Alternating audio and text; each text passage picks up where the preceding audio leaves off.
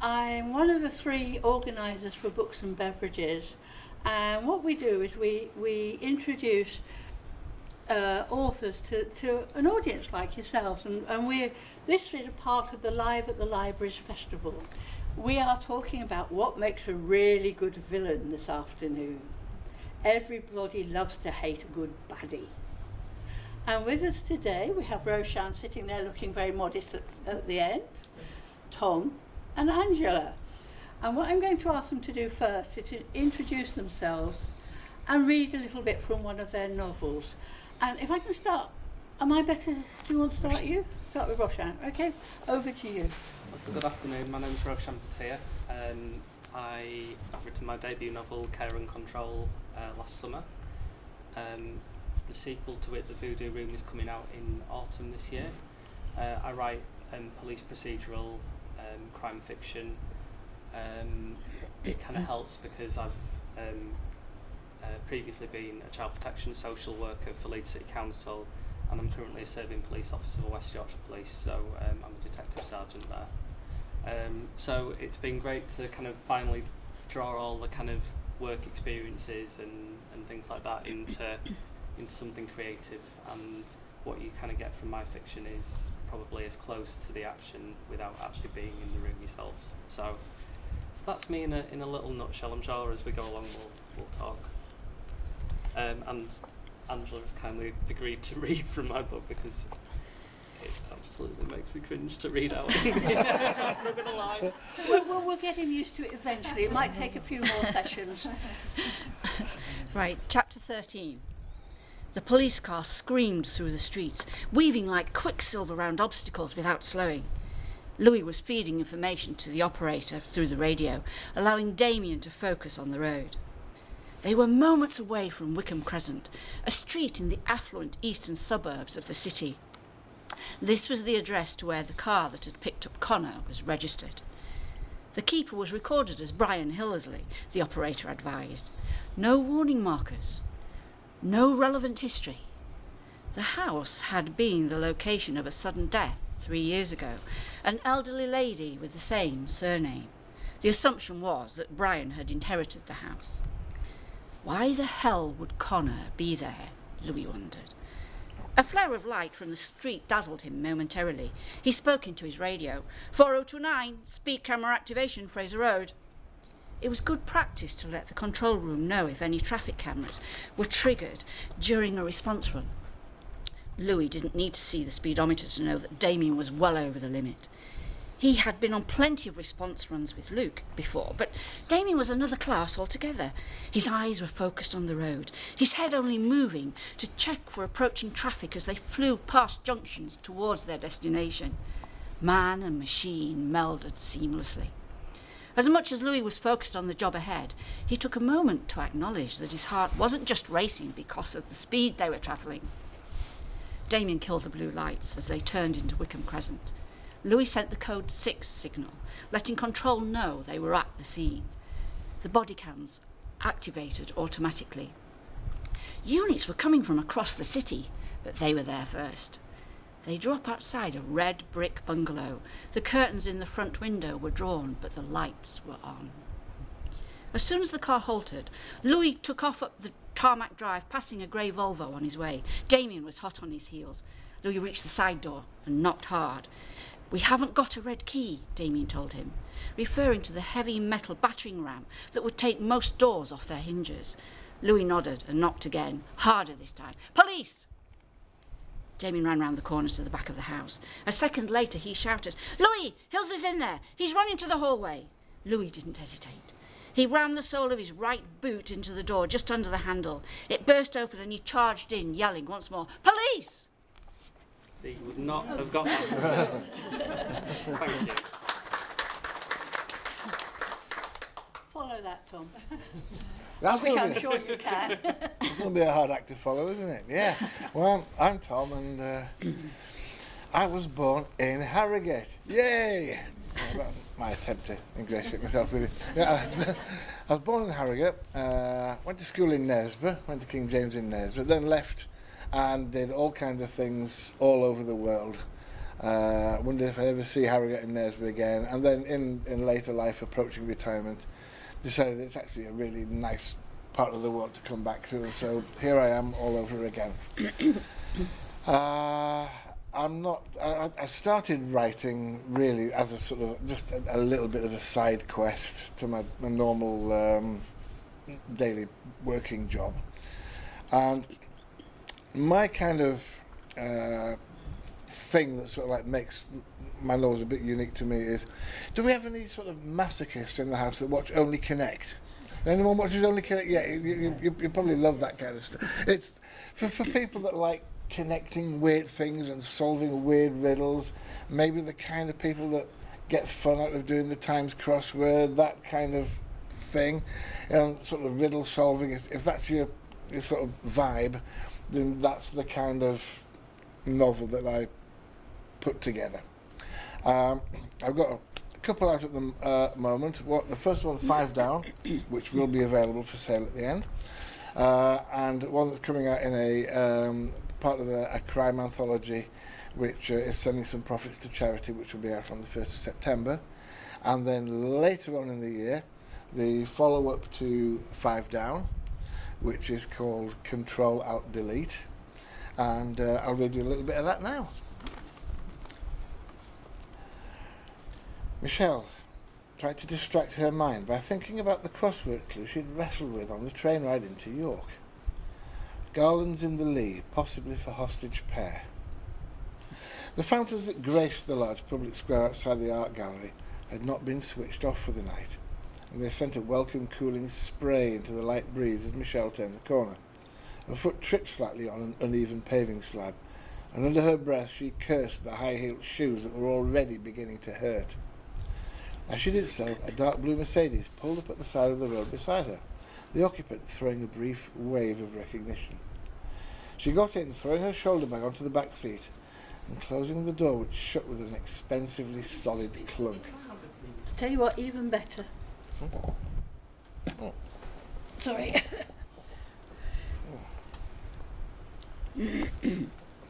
Feeling the mood to sing some Elvis now. You'll have to put it slightly. Okay. How's that? Okay? Is that better? Yeah. She threw the shoulder bag onto the back seat, closing the door, which shut with an expensively solid clunk. The driver cast his eyes over her, appreciatively. Oh, you're looking wonderful tonight. I do love that dress. My word, you don't disappoint, do you? Michelle fluttered her eyelashes. I wouldn't dream of doing anything else. She leaned over and gave the man in the driving seat a kiss. Best keep moving. We shouldn't be parked here. With a purr, the Mercedes rejoined the traffic and turned up Gillygate towards the outer ring road. New car, Michelle observed. I've not seen this one before. It's lovely. How'd you like it? So, what's the plan for tonight? Michelle fought to keep her nerves from showing in her voice. Oh, you'll see. Bear with me. The driver smiled at her and squeezed her knee affectionately. Michelle was proud of her ability to suppress a shudder. The car soon reached the ring road, which it crossed. Before long, the busy urban traffic disappeared behind them, and the road ahead dwindled to a minor country lane with fields of cattle and sheep on either side. Michelle's nerves were starting to jangle now. She glanced across. Her companion's smile had vanished, and his eyes were checking the road and rear-view mirrors in an urgent, hawkish manner, as if to ensure they were alone. On reaching a small turning space on the left, the car pulled over, and the driver turned his face towards Michelle.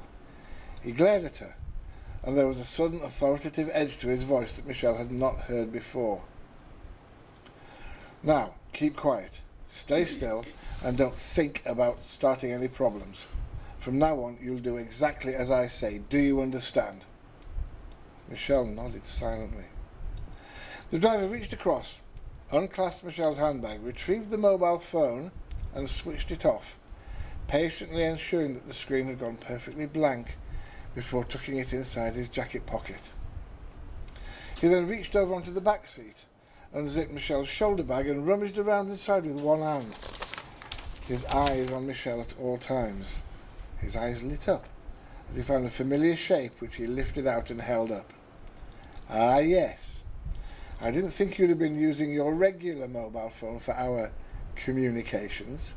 Well, we won't be needing this phone either." He switched it off, again waiting for it to die as with the first, and then grinned, sat back in his seat, and adjusted an imaginary pair of goggles in an impersonation of Doc Brown from the film Back to the Future. "Phones? Where we're going, we don't need phones." He put the car back into gear, and with a growl the car accelerated forwards like a startled gazelle down the empty country road into the dusk. As Michelle froze silently in the passenger seat, she forced her mind to focus on one solitary thought to keep her calm. "Thank God I prepared for this moment." Detective Constable Karen Parkinson flopped heavily down into the sofa beside Paul and looked at her watch. "Oh my days, look at the time. And what a time of it I've had today," she groaned. "No worries," replied Paul cheerfully. "I've had dinner cooking in the oven for you. There's a bottle of wine in the fridge. You sound like you could drink a glass or two. And as a bonus, I even managed to get the information about that classified advert that Michelle had placed in the York Press. It's a bit strange as well, if you don't mind me saying." Karen sat upright in the sofa. "Really? Let's see it." Paul picked up the sheet of paper from the coffee table and proffered it to Karen. "Here, see what you reckon." As Karen read the words of Michelle Watson's advert, her eyes narrowed and her face frowned in concentration. "Urgent help needed. All new tech. I'm so confused. Amstrad owner with dual access disk drive, initially with unknown cause of trouble. File structure in serious danger. See my online details for more information.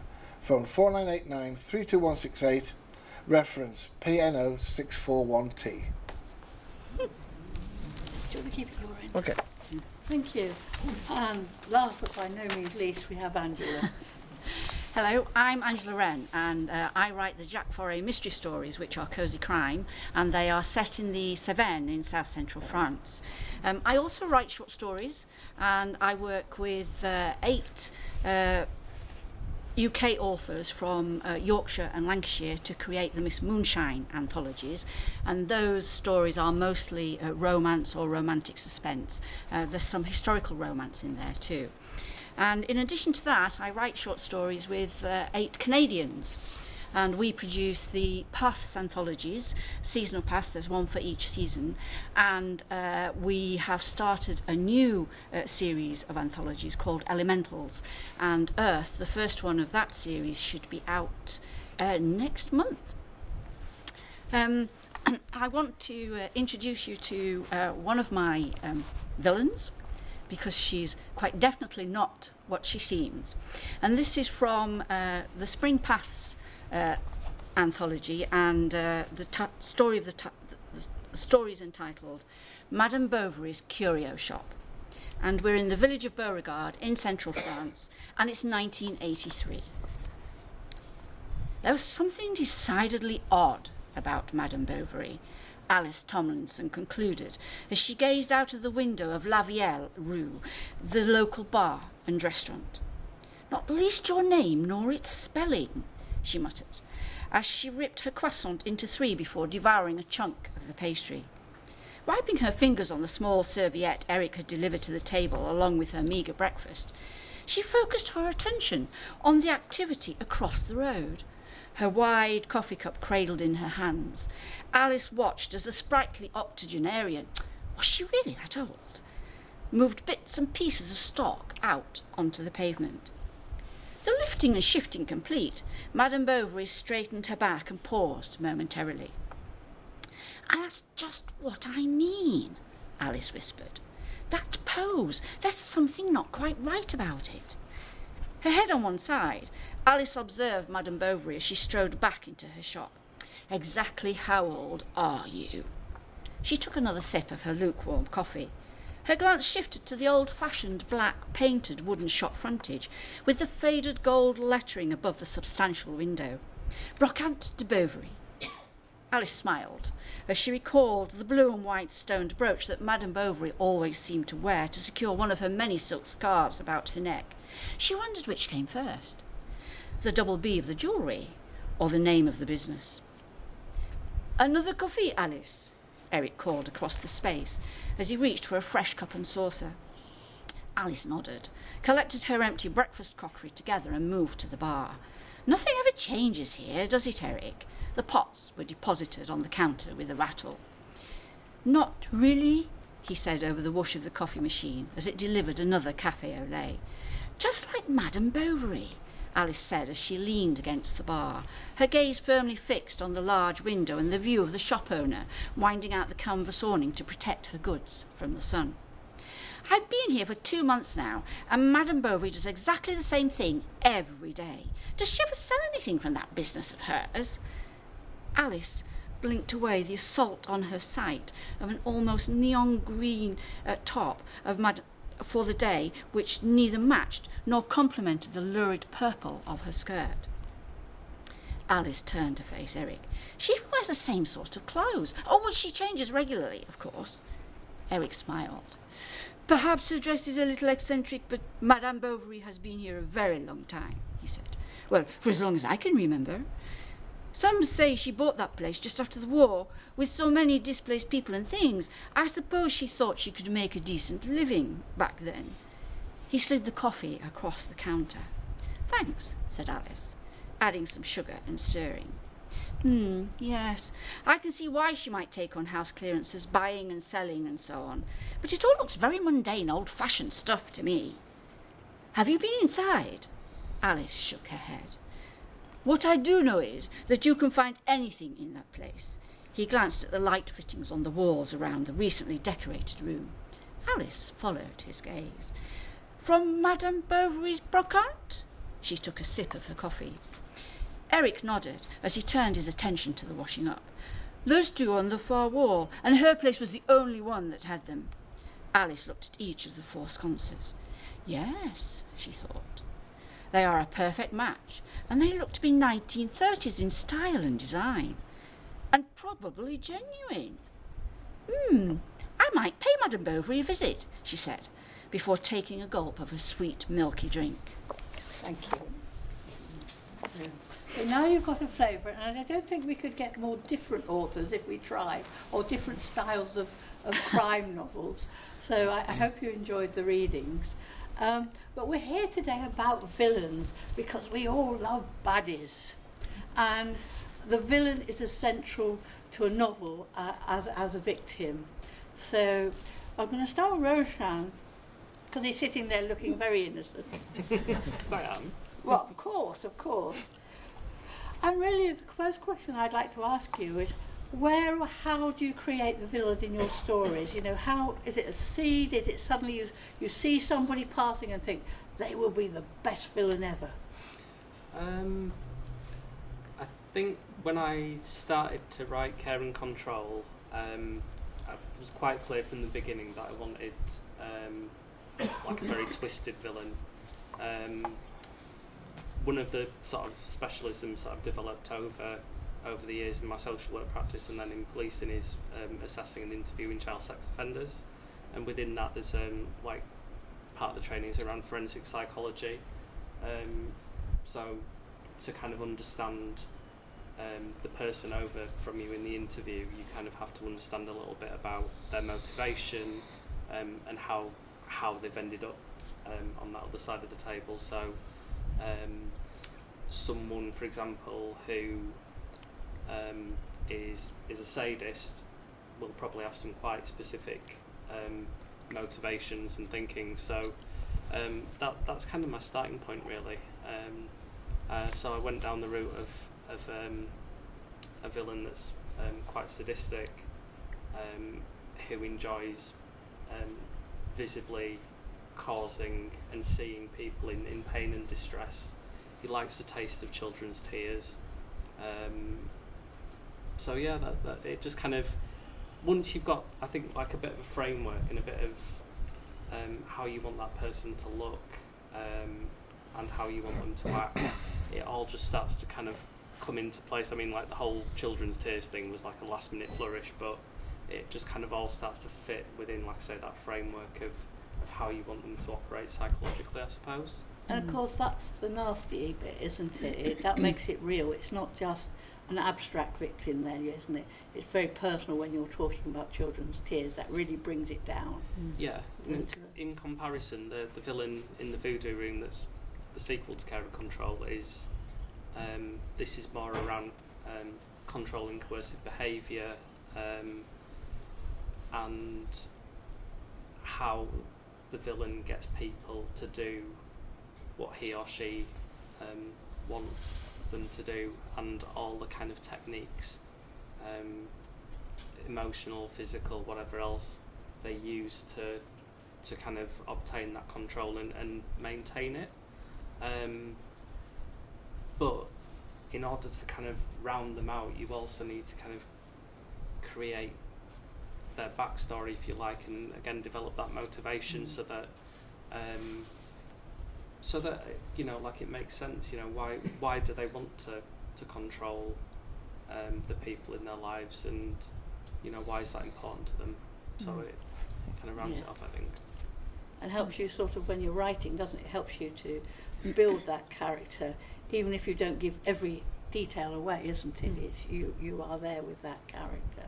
I think definitely with mine, the way that it all eventually comes out is in the interview room. I mean, in reality, a lot of the time, it's a no comment interview, but in the joy of fiction, sometimes is that you can use that as a vehicle to bring out your villain's motivations. And one of the things that I love to do is interview people, and you know, like if you use kind of good interview techniques, it's possible sometimes to turn that no comment interview into something a bit more. So it's been fun to, particularly in the Voodoo Room, to write that kind of scene. Thank you. Tom, I mean, you've read a bit from your forthcoming, and we presume that the guy in the Mercedes is the baddie. Yes, he is. Yes. That's not giving away too many spoilers. No. Yes. No.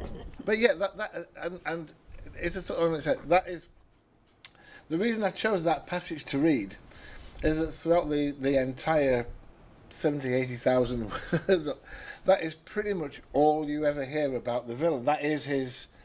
That's his debut. That's the bit from chapter 1 where he appears, and then for pretty much at least the next 3/4 of the novel, you never see him directly ever again. He only makes himself apparent through, you know, the deeds that he's done. And then the rest of the novel is pretty much then focused from the police side of things, trying to track down who this mysterious grey figure is. And it's the same in 5 Down. The villain is very much like a grey ghost in the background that the police are hunting, and doesn't actually become fully revealed until right at the end of the novel. Right, thank you. And Angela, what about your villains? Of which you may possibly have just revealed one. I build my villains in exactly the same way as I build every other important character within a story. And because I've worked as an actor, I always start with the shoes. From an acting point of view, you need to get the shoes right, because from the shoes you get the posture, and with the posture you get the breathing, and therefore it helps you to develop the right kind of voice that you need for that character. Now, although I don't work on stage anymore, I still use that same kind of principle to develop all my characters. And my villains often begin through that process, and I ask myself lots of questions about them. I ask myself what I need them to do, and I pose an awful lot of questions about any of my characters so that I have some clear idea of exactly who they are. With regard to Madame Bovary, and yes, despite all the innocence of that piece of reading, I can assure you that she quite definitely is a villain. I'm not going to tell you why, but she's quite definitely a villain. And on top of that, she isn't exactly what she seems at all in any way, shape or form. And unusually for me, Madame Bovary came to me as a flash of inspiration. And I can't even remember what I was doing at the time, probably cleaning the bathroom or hoovering or something as equally boring as that. But suddenly I had this idea for a woman that I knew right from the outset was definitely not what she seemed, that she had a way of obtaining things that was not exactly kosher, and that she had a backstory and therefore a past that I still needed to think about.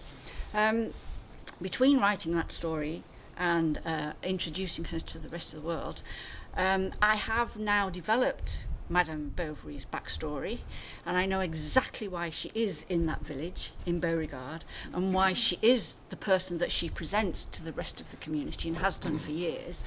And I also know about the other skeletons in her cupboards too. And there's a few of them. And so she will be featuring in a new series of full-length novels that I am hoping to get published very soon.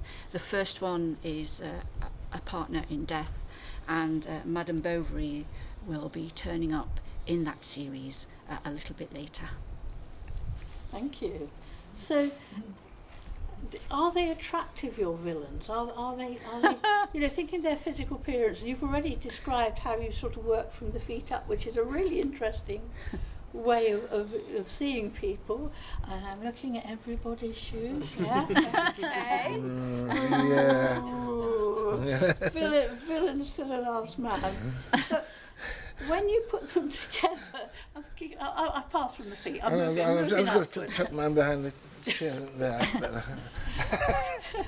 Are your do you start off with your villains being attractive characters, or are they thugs, out and out nasty thugs? Angela, perhaps. Okay, well, it depends which villain I'm thinking about at any one time. I mean, Richard Laurent Delacroix, for instance. He's very attractive physically. You know, he's tall. He's got silver grey hair. He's lean, and he's quite fit. He's got bright blue eyes. You know, so there's a lot about him that quite a lot of readers would find attractive. He's also there is a little bit of a misogyny about him. I mean, when he gets off the plane in Paris before travelling down to the Cevennes, he has the air stewardess on the plane has taken his eye, so he just gives her his business card and tells her to phone him because he'll be in Paris for the next 2 days. You know, forward or what? But that's who he is. That's the kind of man he is. And there's another scene in the first book, because he doesn't appear in the Jack Foray books until the end of book 2, and you know that he's been in the city of Mende overnight, and because of the way he behaves you really see the colour of his misogyny. He's been with a woman overnight. He doesn't even bother to wake her up to let her know he's going. He doesn't even know her name. He just walks out and slams the door behind him because he cares so little about her. So there's a kind of a dichotomy about that character, in that at a surface level he seems quite attractive and charming, but actually underneath it all he's really quite ruthless. Ooh. And what about your grey man in his Mercedes? Is he attractive, or is he just a bit very creepy?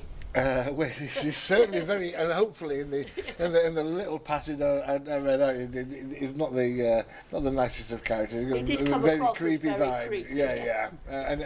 And then later on in the novel, when a dead body turns up somewhere in a little village just outside York, and then things start falling into, you realise just what a really, really nasty, selfish, arrogant person this villain is.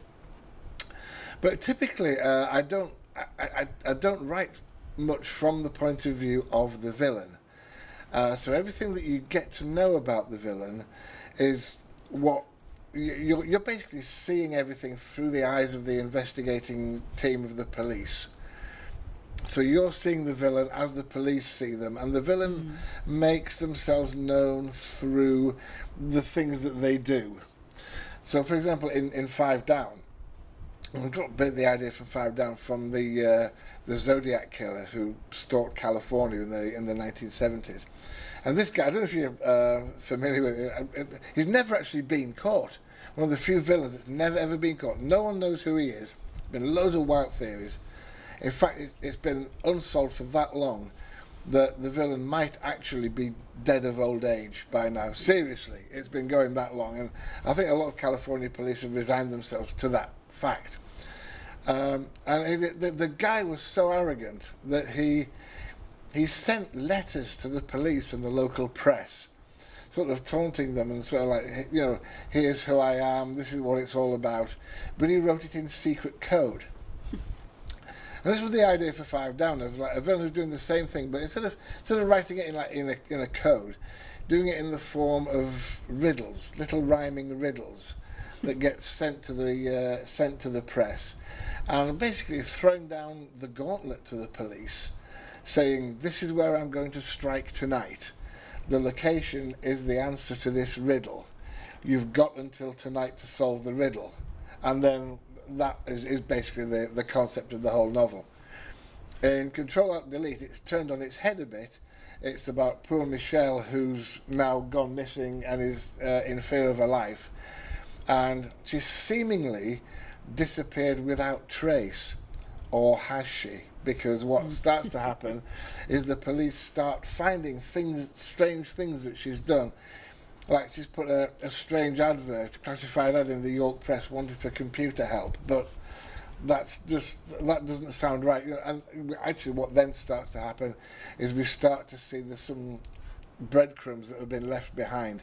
And I like to invite the reader to join the police in solving the riddles and the clues. So, you know, they're all there in plain sight. You've heard the classified ad that Michelle's got, so there's not enough police trying to work it out. There's you, and indeed from my mailbox, many readers actually have been staying up all night actually trying to solve these things, and see if, some of them actually take pleasure in seeing if they can beat the police to actually working out the answers to the riddles and the crossword clues to try and get there ahead. And that's part of the fun of the novel. Thank you. And it's interesting what you're saying, because as you say, you base that on a real killer in California. Yeah. But of course, one of Agatha Christie's most famous books was the ABC murders, where the killer went from, I think it was Andover to start with, and then somewhere else beginning with B, C and D. So almost very much more simple than yours, but that sort of leaving clues of where he's going to strike next. Yeah, and the other one I'd love to do something around. Have you heard of the case of D.B. Cooper? Another great American one. The guy that just held a plane hostage and he asked for, I don't know, $100,000 in the parachute, and he just grabbed the dollars, strapped the parachute on, jumped out into the night, and never been seen since. I love stuff like that. Maybe that could be a great idea when I can get my best creative thinking on. Thank you. What about you, Roshan? I mean, you've already given us the hint that this is not going to be a nice villain. So is he an out and out rotter, and very obviously she, maybe, or she, yeah, sorry. Because with mine, I don't generally reveal the villain until towards the end. So again, there are little snaps of what you're seeing through the villain's eyes, maybe to give some insight into the way that they're thinking, or just to kind of make you think it's not a nice person, but what they do and how they go about it it's perceived through the eyes of like the other characters. So in Care and Control, obviously you've got Louis Mortimer, who's the police officer that's in charge of the investigation that's going on for a teenager in care called Connor, who's been targeted by this villain. In developing certainly the villain in Care and Control, it was a question of what did I need that person to do, and actually how is that person going to get around all the safeguards in place to kind of keep children safe from that kind of behaviour and that kind of abuse. And we do know that it happens, but obviously we have a stereotype, don't we, of what a child sex offender may look like, or a rapist or a domestic abuser. But in reality, all walks of life, all different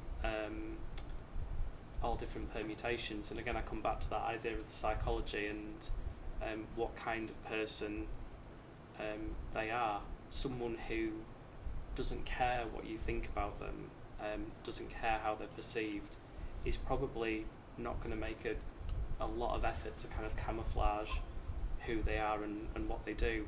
Whereas someone who maybe gets a kick out of manipulating people, or is keen to hold their status in the community,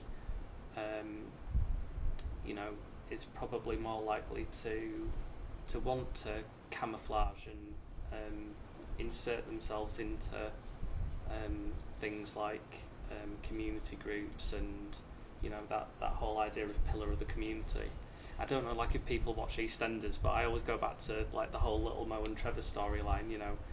Charming on the outside to everyone, but an absolute terror once the door closed. So depending on the book, the villain, it kind of depends. But I think it's kind of sometimes good to write a level of attractiveness, not necessarily physically attractive, but endearing is probably not the right word either. But friendly local sadist. What's been interesting writing The Voodoo Room actually is you're not quite sure who is responsible in the household for what's happening to the children until the very end, but you're seeing the same kind of events through the kind of key characters in that household. And it was quite a challenge to write it in such a way that you're not sure who is the good guy, who's the villain in that scenario. So actually it took some thinking to kind of, right, how am I going to make all of them a little bit kind of endearing, or the qualities that you might think are. I wonder if they are a villain, or actually maybe they're a safer person. And I think that kind of reflects sometimes the complexity, going into child abuse, for example, where often children will say that, for example, in a situation where it's a parent carrying out abuse, they don't necessarily want to stop seeing their parent, or they just want the abuse to stop. So I think it's a really kind of, it was an interesting way to write it this time, actually. And I think one of the things we've all experienced, if you like, that when you start writing, your characters develop a life of your own, and you think about them and they're like, no, we don't want to be this way. And it's a very bizarre process. We're not all potty, honestly, but you get so familiar with your characters. But how do you balance that with the villain? Does a villain make you go, perhaps you've got it all plotted out and all hung together how it's going to work, but as you work with your character, the villainous character, does he sort of, or she, does he sort of say, oh no, it'd be much nicer if it was like that? Or are you fairly, because of the sort of the psychological nature of your books, do you keep it fairly tightly controlled?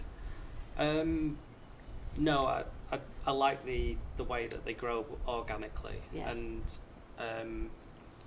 so the villain in Care and Control is probably like a psychopath, and in my head I've got this vision of him or her saying, too late, you've already said him. One clue. Standing in a concert and someone being in front of them and obscuring the view and thinking, I could just stab you in the kidney, you'd drop, and then I could see the stage better. I've thought of that as well. Mm. At the cinema. Well, do you know what though? Because I actually went to the Peace Hall to watch Sheryl Crow after this came out, and that's because I was in that mindset. It was so fresh. And I'm giving him what could be called as critical looks. But I trust you're a good guy. no kidneys were harmed. Oh, yes. There's time. What about you, Angela? Are you the same? Do your villains develop organically, or do you keep pretty much to how you want them to be? No, they do develop organically, and take Tomek for instance. He's my villain in Marseille, and you know right from the outset that he's the villain, but you just don't know what he's capable of. And I built him to be somebody who was random, so that it was hard to predict what he might or might not do next, or how he would react in any one particular way. And it turned out that as I was developing the story and writing the text, that he turned out to be even more random than I first thought. And suddenly he'd go off-piste and do something, and I thought, hang on a minute, where did that come from? And I had numerous conversations with Tomek as I was writing that book about what he should and shouldn't be doing. And in the end, yeah, I know, I talk to imaginary people, it's okay. I'm quite sane, honest. But in the end, I very often, when he went off on a tangent, I very often went with him. And I think because I did that, the book is better. There were a couple of times when he just went too far, and I had to curtail him a bit, because it is cosy crime. I can't get into the nasty, gory bits. And so yes, he needed to be contained occasionally. But I think that book, because of Tomek's randomness, I think it gave it extra pace. Mm-hmm. I mean, cosy crime is generally quite gently paced, whereas Marseille runs at a faster speed, quite definitely. Thank you. And Tom, if I can go back to you, sitting there very peacefully. Oh, thank you. That's all right. I like to be. So what, from your point of view, makes a really good villain? It can be either who you write about, or perhaps some book you've read and you really admire the way they put the villain together and wish you'd have done it first.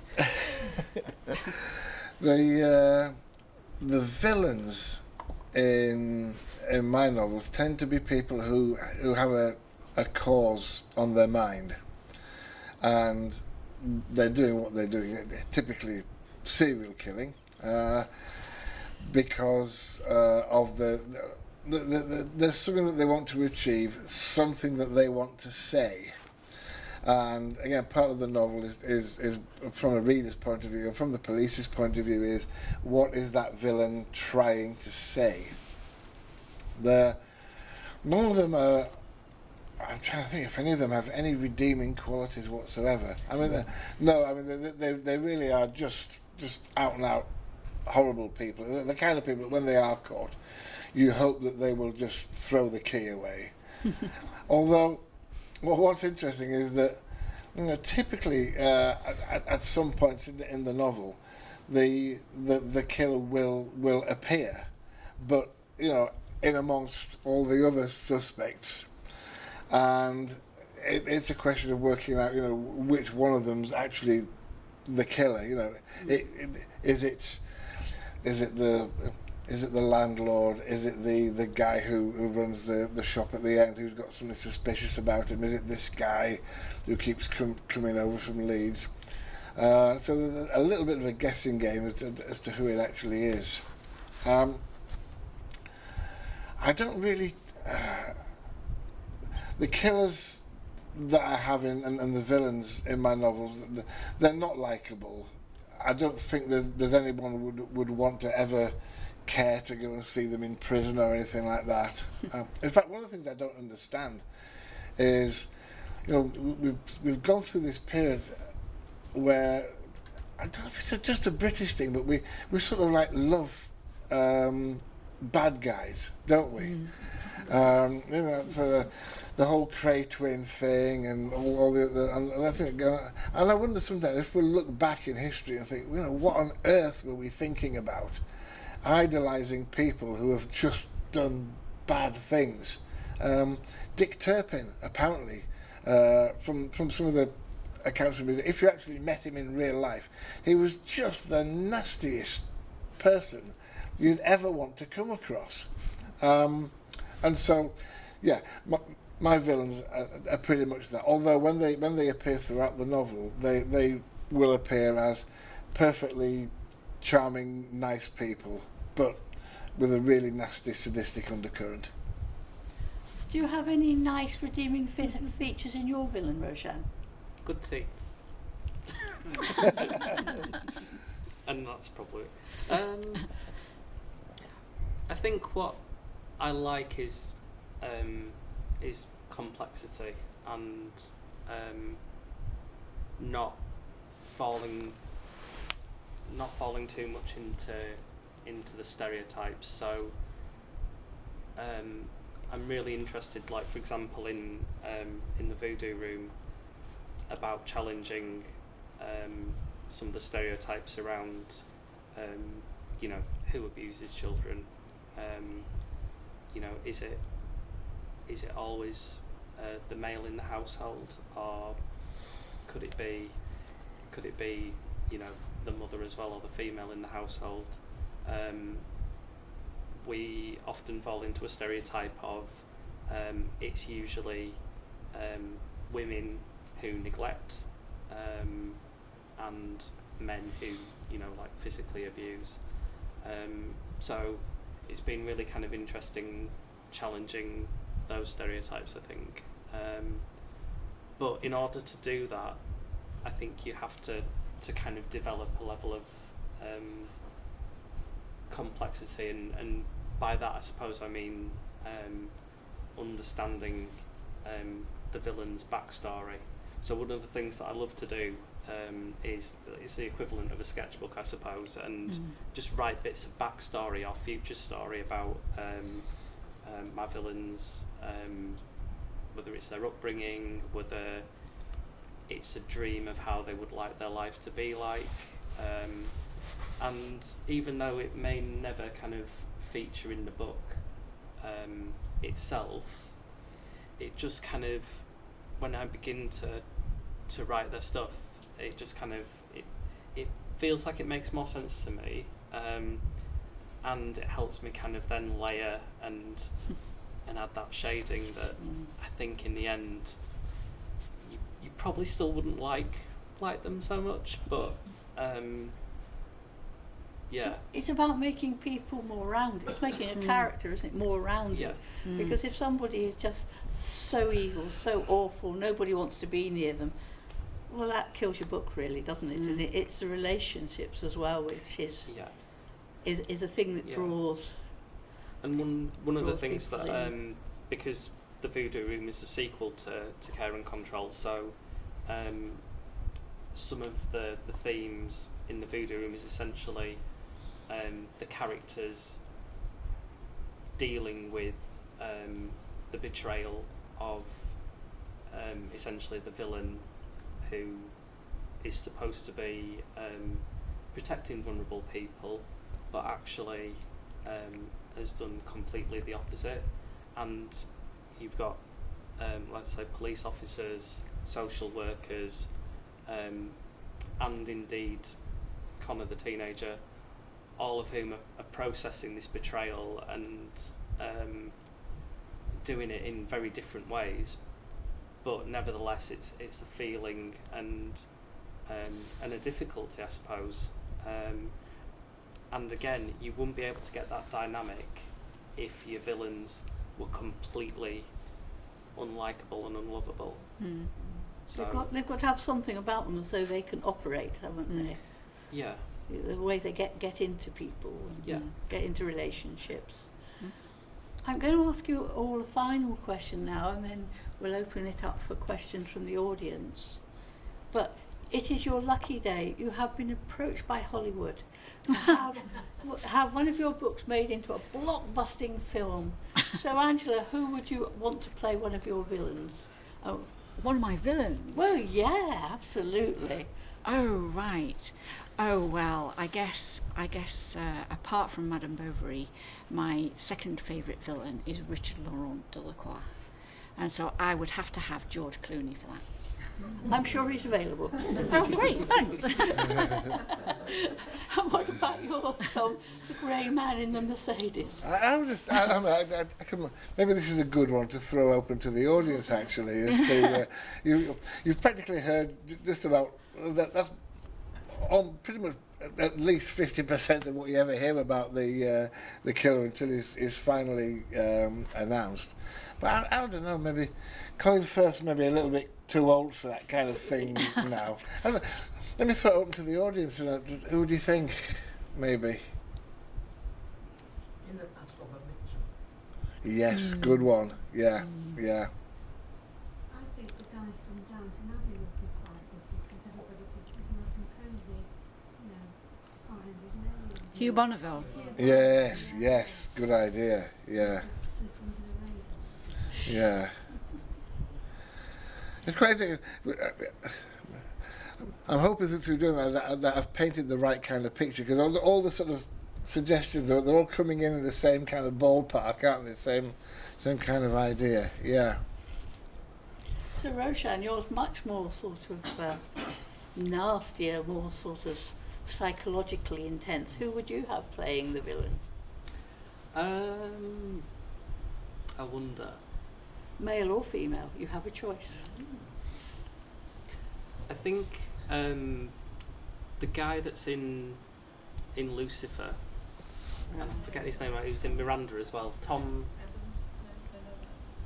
Yeah, something Evans. Tom Ellis. Thank you. Yeah, I think he would be good. And I like Tandy Newton as well. I mean, there are so many. I mean, one of the things that I do to help me in developing my characters is I put their descriptions into like an AI generator, and it's generated me images. I mean, it's hit and miss as to what you get, but eventually I'll just sort of hit upon one. I think, oh yeah, that's who I was thinking of. So actually, like on the back of the bookmarks I've given out, like there's a QR code to my website. So if you're one of these people who don't like to make your own picture up of, you know, who you're reading about, then you won't see them, because it's like a option to sort of drop down. So I've got some of my key characters listed, and then you can click a little button and it drops down and it shows you the AI image of what I've kind of settled on. So yeah, I think like some characters, so like Damien, one of the police officers in it, is from Glasgow, so I'd definitely want like a Glaswegian to play him. With the full accent, you know, Yes, they're sort of. yes. Yeah, 100%. But no, like again, I think it just depends on who your villain is and kind of what you want to portray. I mean, like I think one of the greatest villain portrayals ever is when Frank Langella plays Skeletor in the 1980s He-Man movie.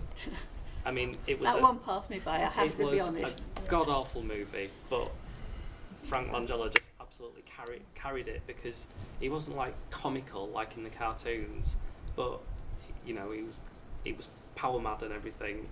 But there were scenes in there where, you know, he reflected on his life, his destiny, his disappointments, and just some of it. I mean, it was an amazing portrayal. So, you know, for me, I'd want something like that. Just manifesting it. Thank you. Right. Are there any questions for our authors? Anne?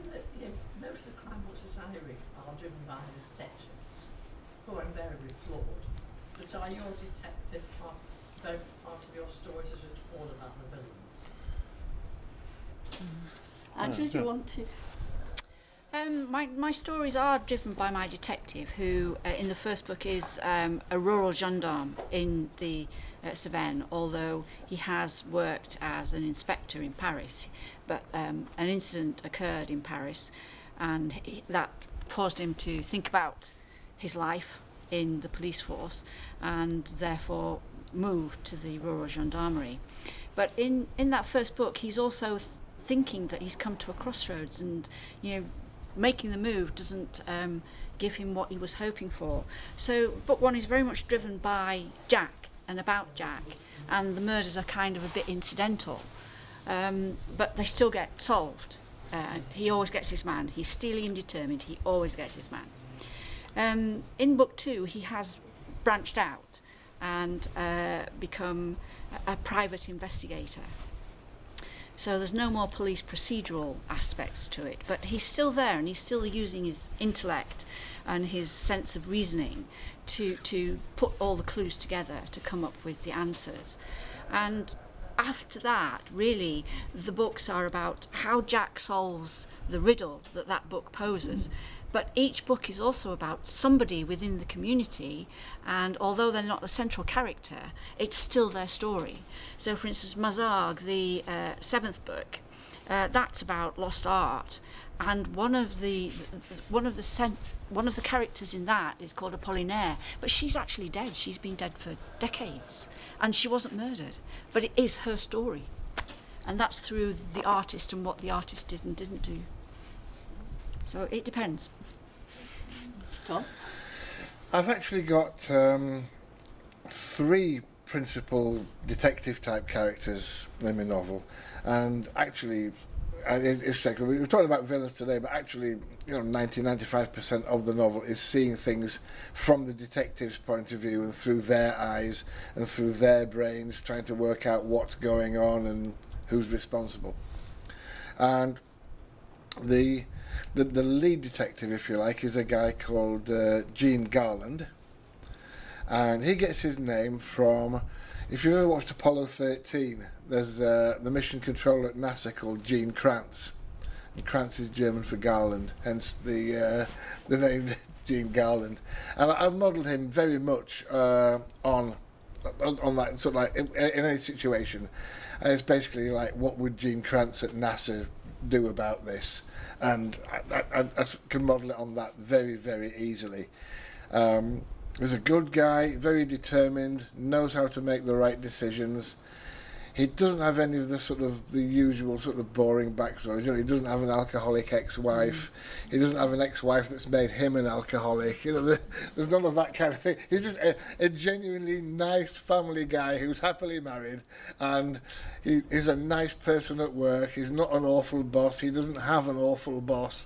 There's none of that kind of thing, because frankly there's enough going on without that. Then there's the next one is a very up-and-coming, very young, keen, very bright, very determined, lovely sarcastic sense of humour called Detective Constable Karen Parkinson, who is actually modelled on my sister, on the basis that her name is actually Karen Parkinson. And it's like what she was like, and it's just and it's great for me to write scenes, because if there's ever a meeting between D.C. Parkinson and D.I. Garland, I can just imagine what it would be like if Gene Kranz from NASA was having a meeting with my sister, and it all falls beautifully into place. There's because the first novel was all about people, the killer sending in messages to the local press. Then there's the crime editor at the York Press, a guy called Paul Dobson, who's not a policeman at all, but ends up getting involved in the case and ends up getting very close with Garland and Parkinson. And because he was such a popular character in 5 Down, he appears again in Control Alt Delete. And throughout Control Alt Delete, there's a fourth character, like a little bit of a more minor character in 5 Down, but now sort of making his way up the ranks. And that's a guy called Detective Sergeant Datram Jamshedji, who's an Asian detective working in York Police. Very, very dapper guy, very switched on, very bright. Also got probably quite a good career ahead of him, and it is quite nice because you can follow the career progressions of these people, and you can also follow the family lives and what it's like, you know, when they get home and what's going on there as well. So hopefully I give quite a nice balanced picture of all of them. And it's the same for you, Roshan. Is it the detectives and the main characters rather than the villain that are a central space?